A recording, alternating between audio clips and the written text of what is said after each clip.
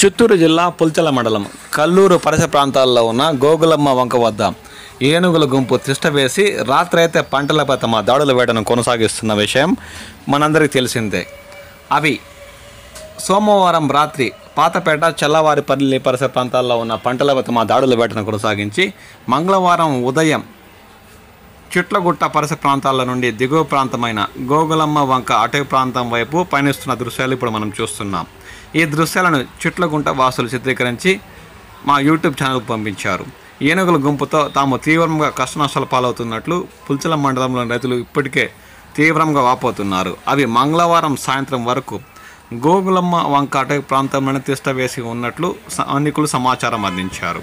అవి ఇక మంగళవారం రాత్రి పాతపేట వైపు వస్తాయా లేదంటే ఏదైనా రూట్ మారుస్తాయా అన్న ఆందోళన స్థానిక రైతుల్లో నెలకొని ఉంది. అవి రోజుకు ఏదో ఒక వైపు పయనిస్తూ పంటలపై తమ దాడులు వేటను కొనసాగిస్తుండడంతో వారు తీవ్రంగా ఆందోళన చెందుతున్నారు.